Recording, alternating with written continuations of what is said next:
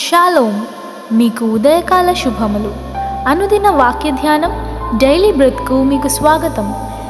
Praise the Lord. ఈ దినము కొరకు సిద్ధపరచబడిన దేవుని వాక్యము యెషయా గ్రంథము 66వ అధ్యాయము 13వ వచనం చదువుకుందాం. శ్రద్ధగా ఆలకించగలరని మనవి. ఒకని తల్లి వానిని ఆదరించున్నట్లు నేను మిమ్మును ఆదరించెదను.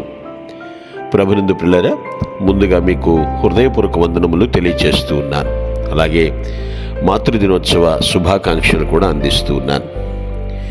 ఇక్కడ పెద్ద ప్రవక్తలలో ఒకరైన యెషయా చెప్తున్నటువంటి మాటలు, ప్రభువు మాట్లాడుతున్న మాట ఏమిటంటే 12:1లోనే అంతకుముందు చెప్తాడు, ప్రభువా నీవు నన్ను ఆదరించి ఉన్నావు అనేటువంటి మాటను మనం గుర్తుంచుకున్నట్లయితే, ఇక్కడ అంటున్నాడు దేవుడు తన బిడ్డలను ఆదరించే ఆ సున్నితమైనటువంటి విధానం ఇక్కడ మనం చూడగలుగుతున్నాం.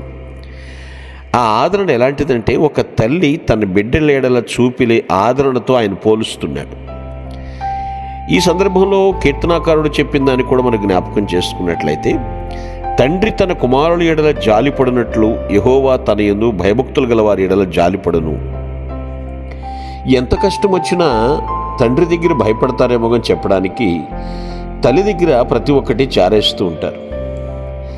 తల్లి కడుపులో పెట్టుకుంటుందన్న వారికి తెలుసు, బిడ్డలకు తన తల్లి ఎలా ఆదరిస్తుందన్న సంగతి తెలుసు.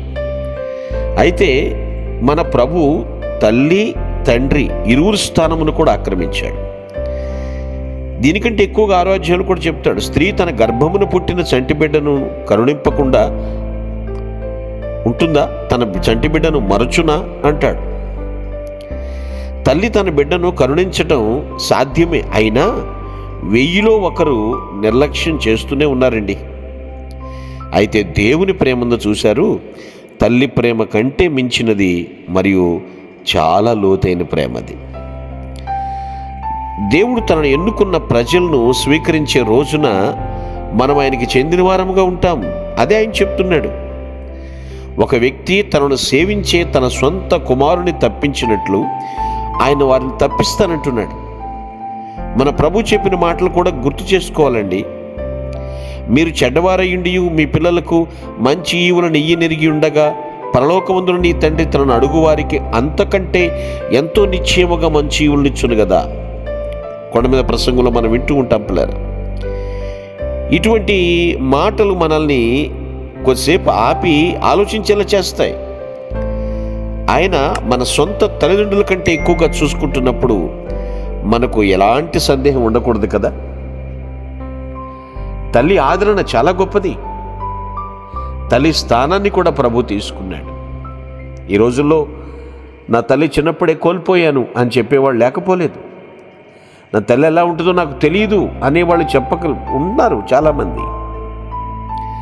ప్రభు అంటున్నాడు, నేను ఆదరిస్తాను అంటున్నాడు ఆయన. ప్రభు యొద్ద నుండి గొప్ప ప్రేమను అనుభవించిన ఇజ్రాయేలీయులు కూడా తమను కాపాడే వారి గురించి, వారి ఆదరణకర్త గురించి ఎటువంటి భయములు కలిగి ఉండకూడదంటున్నాడు. ఆయన వారిని ఎన్నుకున్నప్పటి నుండి కూడా వారు ఆయనను తిరస్కరించే వరకు వారిని జాగ్రత్తగా చూసుకున్నాడు. గమనించాల్సిన విషయం ఏంటో తెలుసా? ఎన్నుకున్నది దేవుడే, కానీ తిరస్కరించింది ప్రజలు. దేవుడు ఎప్పుడు తిరస్కరించడు. తల్లి తిరస్కరిస్తుందా? తిరస్కరించినట్లు నీకు అనిపిస్తుందేమో. తల్లి ఎప్పుడు తిరస్కరించదు. అయినా ఇంకా వారు ప్రభు మనస్సులోనే ఉన్నారు. ఎవరు? ఇజ్రాయేలీయులు. Like that. అలాగే మనం నమ్మకంగా లేనప్పటికీ కూడా ఆయన మన ఎడల చాలా దయతో ఉన్నాడు. ఈ విషయాన్ని మనం గ్రహిస్తున్నామా? చాలా నమ్మకంగా ఉన్నాడు.